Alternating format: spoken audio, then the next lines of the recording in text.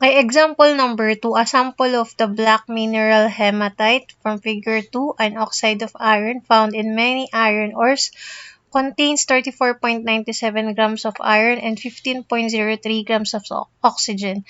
What is the empirical formula of hematite?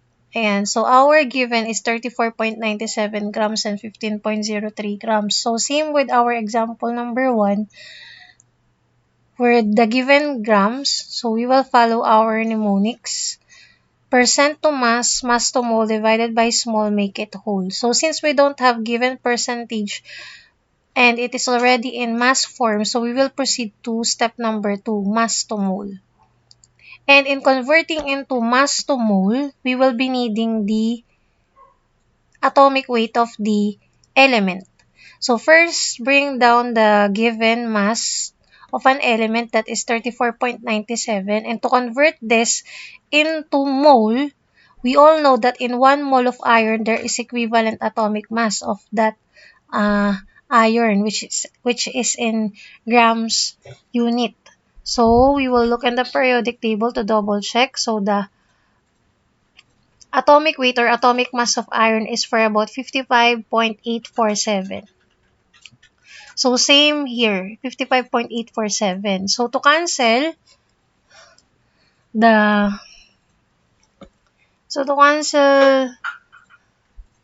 to cancel the unit grams of iron, so we need to put the grams of iron in the numerator. Ayan. So we can now cancel this and have the desired unit. Cancel the grams of iron, cancel the grams of iron here, and we all know that in 1 mole of iron there is equivalent of 55.847, which is the atomic mass of iron. So we have now our desired unit, which is in moles of iron. So if we're going to compute that, so to double check, so we have 34.97 divided by 55.847, so we already calculated it a while ago. So we will get 0.6261. If we're going to round it up, 0.6262. Ayan. Ayan. So 0.62618. Okay, so if we're going to round it up into 4 significant figures, and it will become 0.6262. So here, there is a rule to round it off into 4 significant figures, but mostly in some other books, it's you can round it off into 3 significant figures. Now we're going to bring down the mass of the oxygen, which is for about 15.03 grams. And to cancel this grams of oxygen, so we need to bring it down in the numerator and get the molar mass of, or the atomic weight or atomic mass of the oxygen by looking in the periodic table. So for oxygen, so the atomic weight is for about 15.9994.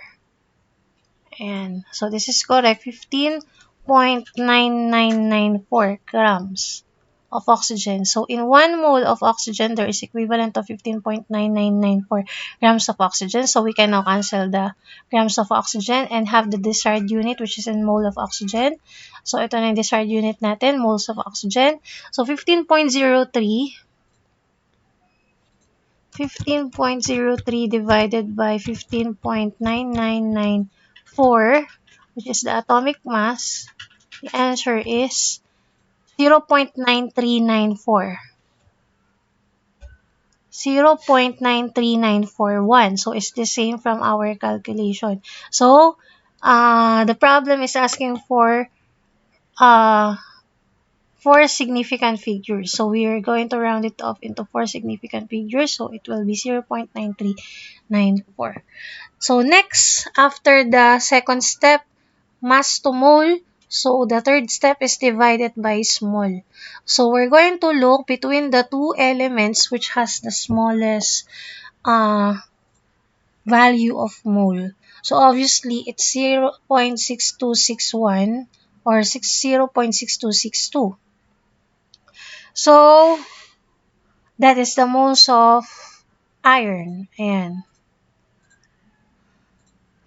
So, 0.62618 divided by 0.62618. So, obviously, we will get 1.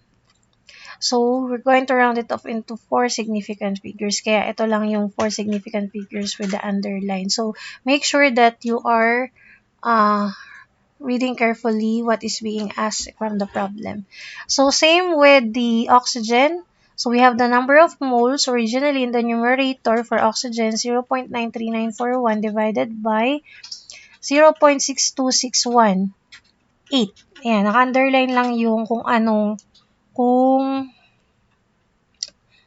yung significant figures na hinihingi. So, we will get 1.500. Ayan. So, the mole ratio is 1 mole of iron. So, ito yung moles natin. And then, 1.5 or 1.500 moles of oxygen. So, if we're going to write it as a subscript, so we have iron, we have 1, and for oxygen, 1.5. Ayan. And we have the last step in converting it into empirical formula, make it whole. So, we notice that we have decimal number, and that is 1.5. So, you will think of a number wherein you can both multiply it, or you can multiply the 1.5 and make it whole. So, we have here 2. We need to multiply both the subscripts by 2 to make the 1.5 of oxygen a whole number. So, this is the 2. Ayan.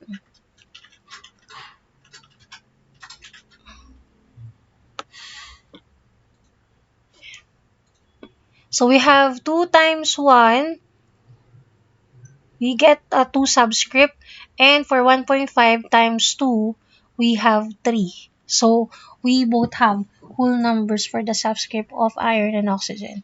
So, the empirical formula of iron 3 oxide is Fe2O3. So, this is iron 3 oxide.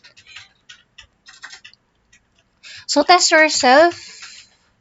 What is the empirical formula of a compound if a sample contains 0.130 grams of nitrogen and 0.30 grams of oxygen? So, we will bring down the given. So, let us try to solve this.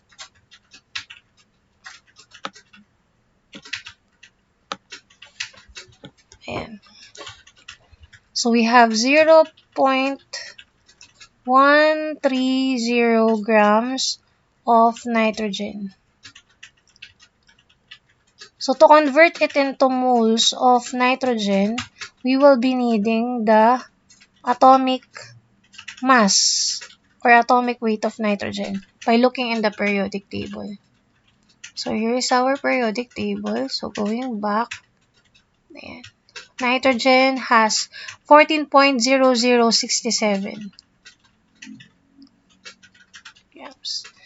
So, we have 14.0067 grams. So, we all know that in 1 mole of nitrogen, there is equivalent of 14.0067 grams of nitrogen. So, now, we can now cancel the unit grams of nitrogen and have the desired unit moles of nitrogen, which is our goal. So, 0.130 grams, 0.130 grams divided by 14.0067, 14.0067.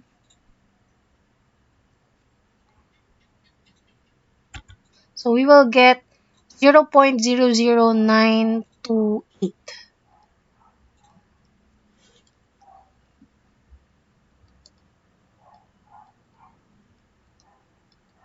Ayan.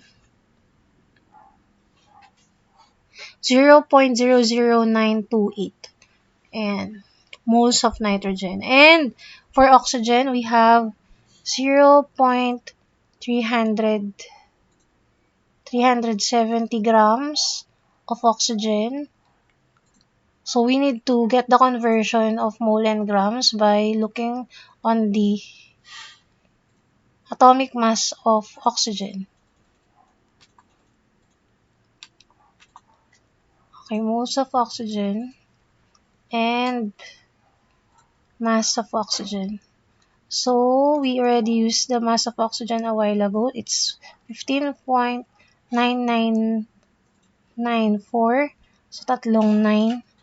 In 1 mole of oxygen, there is equivalent of 15.9994. So cancel the moles of oxygen. So let us divide 0.370 divided by 15.9994. So we will get 0.02313.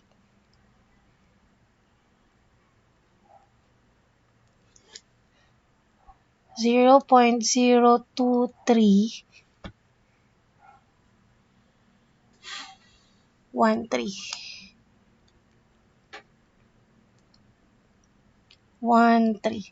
So 1, 2, we get only, here we get 3 significant figures, and here we have 4 significant figures. So to make it the same, we will make it 4 significant figures for nitrogen. Ang nitrogen natin is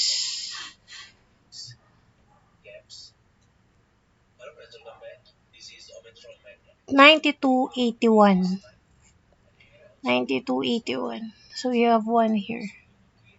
So which has smaller value between the two elements? The moles of nitrogen or moles of oxygen? So obviously, we have the moles of nitrogen. So we divided both by the small.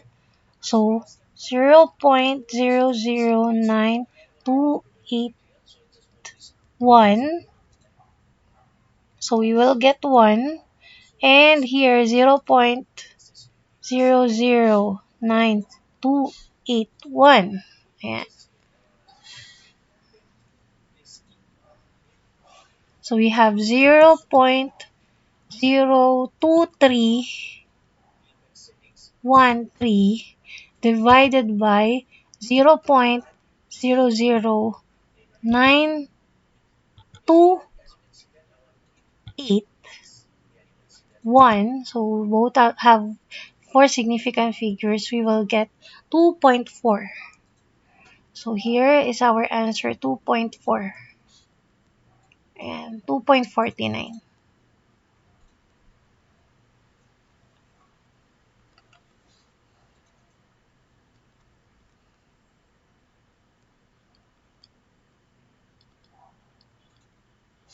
Yan. So we need to think of a number wherein both can be a whole, wherein oxygen can be a whole number. So let's try 2. So for nitrogen, we have 2. And for oxygen, 2.49 times 2. 2.49 times 2, our answer is 5. So we're going to round this off into 5. 4.9 will become 5. So our final answer is N2O5. So dinitrogen pentoxide. Okay. So this is our final answer. And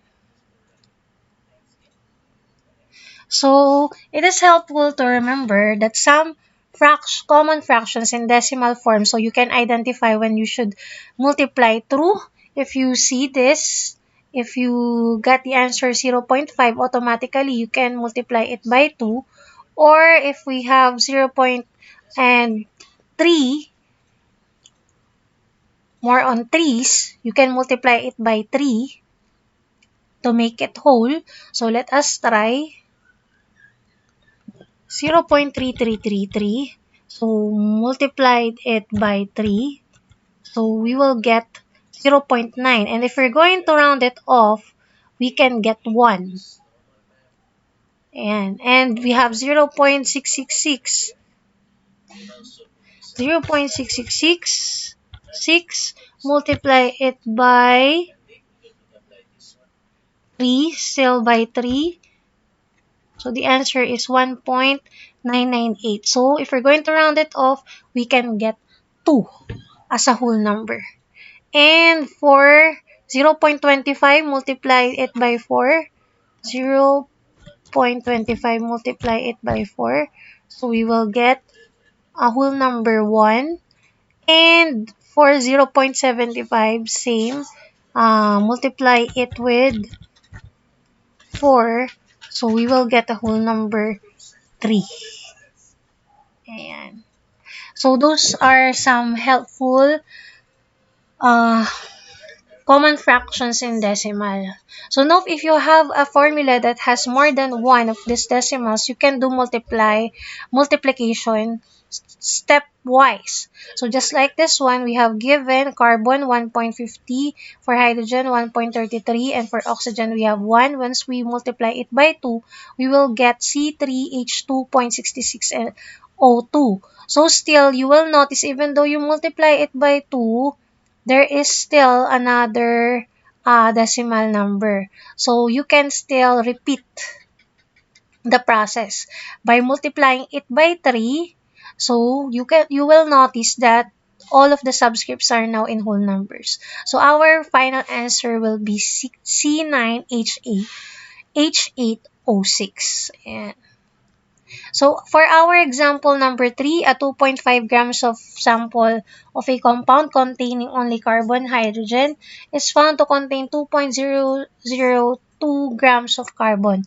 Determine the empirical formula. Okay.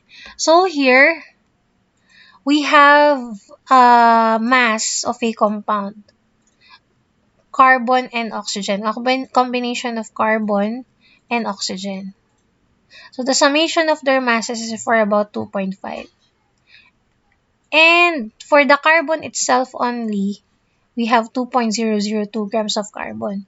So now the question is, what is the mass of hydrogen? So for step 1, we are told that the compound contains 2.002 grams of carbon. And to find hydrogen, obviously, we will subtract it from the mass of the whole compound.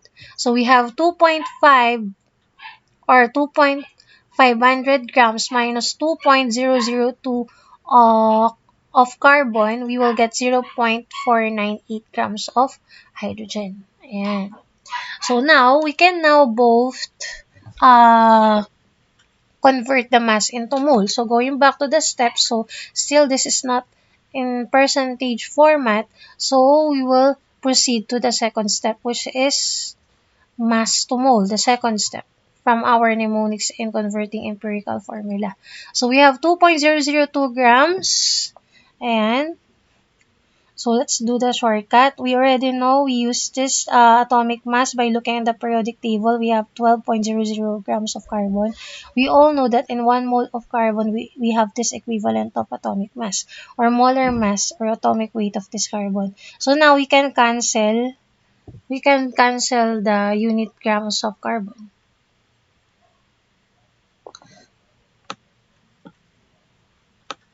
Yeah. So we can now cancel this, grams of carbon, grams of carbon. So we have now our desired unit, moles of carbon. So 2.002 divided by 12.001. So we will get 0.1668. So no need to show the computation in scientific calculator kasi we read, it's almost the same with the example of solving or solution from example number 1 and example number 2 problems. So rounded off into 4 decimal places. So it ends with 16667. And for hydrogen, let us bring down the mass of hydrogen. So to convert that, we will be needing the molar mass. Molar mass or the atomic weight or atomic mass of hydrogen that can be seen in the periodic table. So we already used this from our previous video, so no need to look in the periodic table. So in 1 mole of hydrogen, there is equivalent of 1.00794 grams of hydrogen. So now we can now cancel this unit.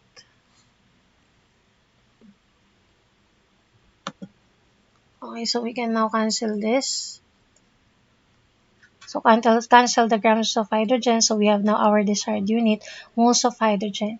So if we're going to divide 0.498 divided by 1.00794, so we will get 0.4941 with three significant figures. Yeah. So this is what being asked from the problem. Actually, we have rules for that. What is the least significant figures from the solution? So you will notice the least significant figure here is 4. 1, 2, 3, 4. That's the reason why it is asking for 4 significant figures.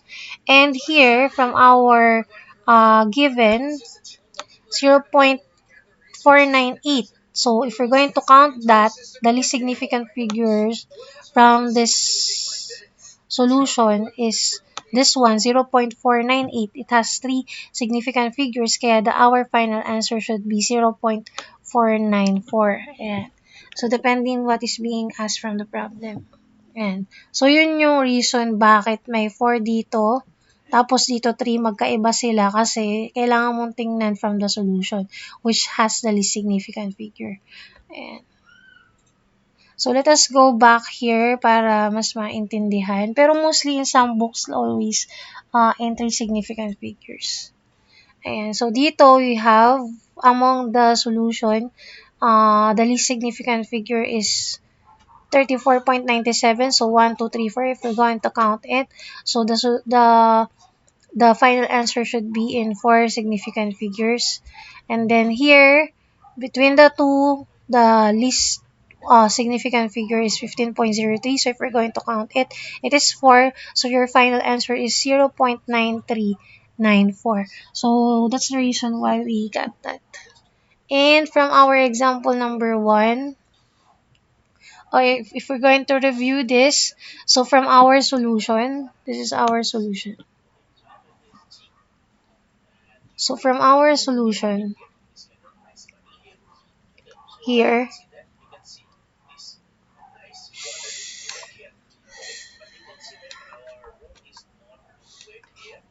so from our solution here, so the least significant figure is this one, 1.17. So if we're going to count it, it's 3. The reason why we have 3 significant figures. And from this given, so we have 0.287 and 1.00794. So our least significant figure is 0.287. So our required final answer should be also in 3 significant figures, 0.284. And so we have a separate video regarding significant figures. And so going back with our example problem 3.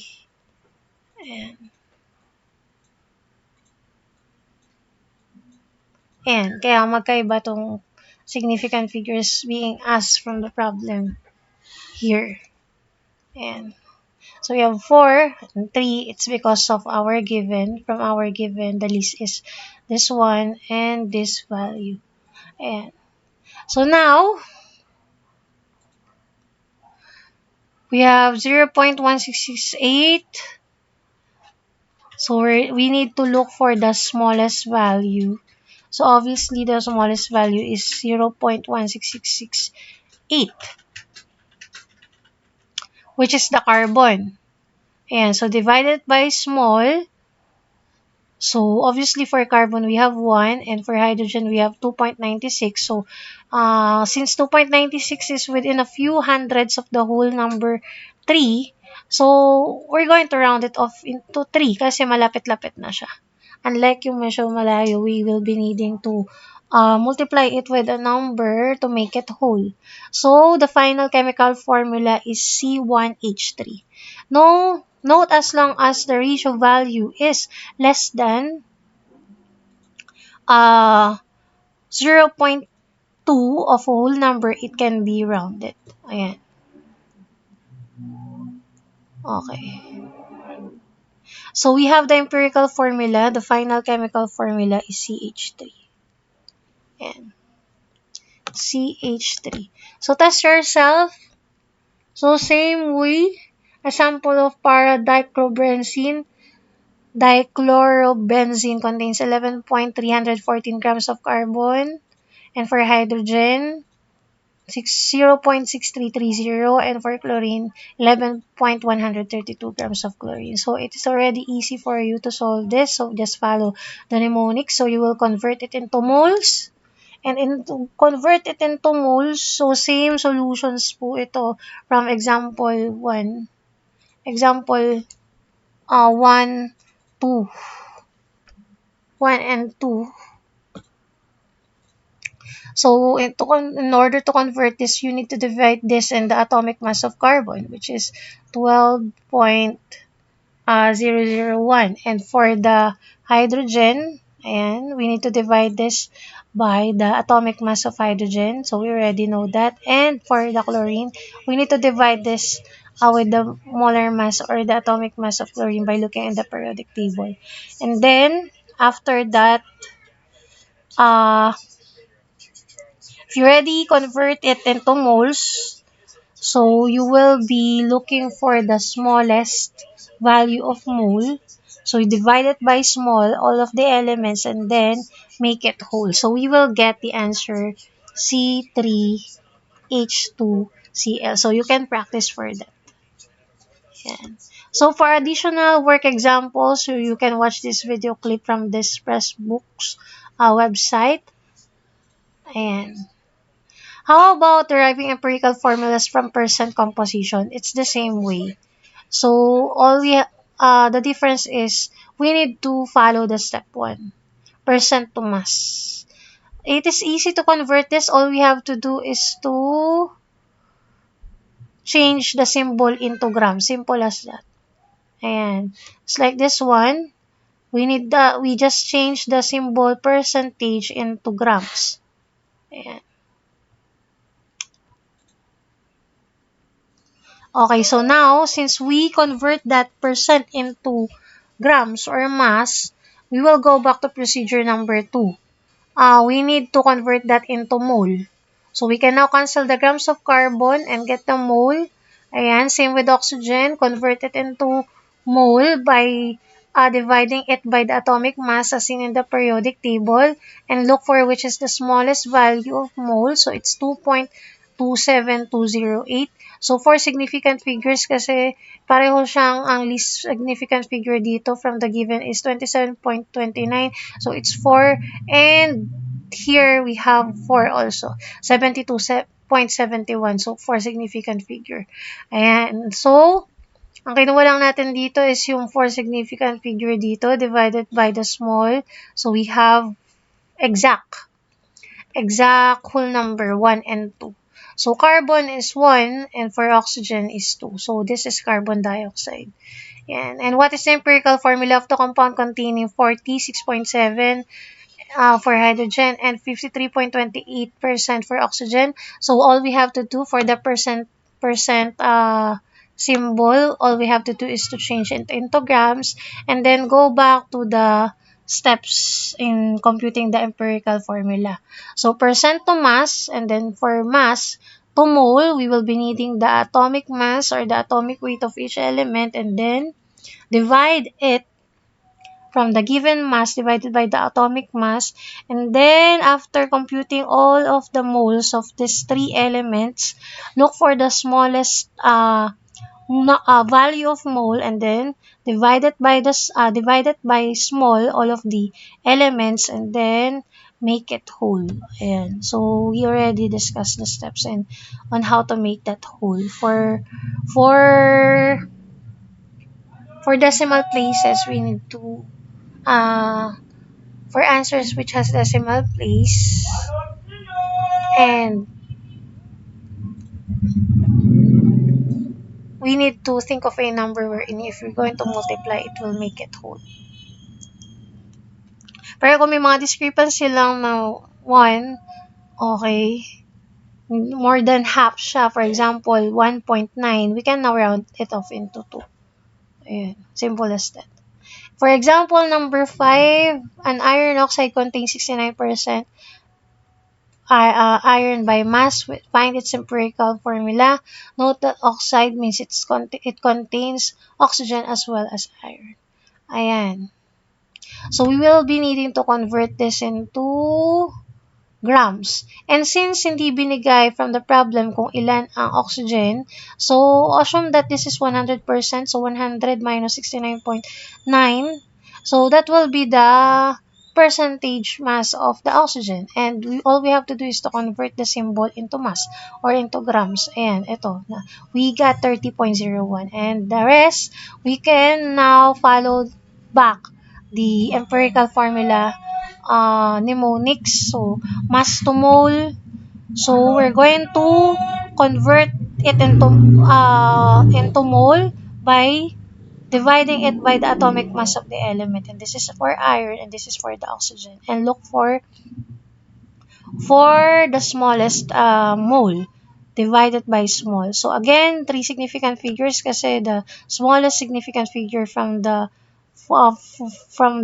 formula is 69.9. So if we're going to count it 1, 2, 3, kaya three significant figures ang final answer dito. And then here, for three significant figures, 1, 2, 3, kasi ito malaki na to.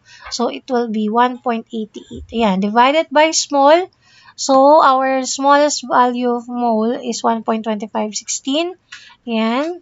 So, we divide it both in 1.2516. So, meron tayong total 1.5. Nasa kalahati siya. So, we need to multiply it by 2. So, this will become Fe2O3.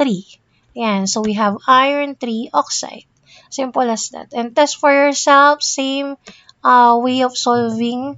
Ayan, we need to convert this following percentage into grams by replacing the percentage symbol into grams and then going back with our procedure. Convert the grams into mole and then divide it by small and then make it whole. Ayan. So, our final answer is C611, H11, and O. So, you can practice for that. Okay.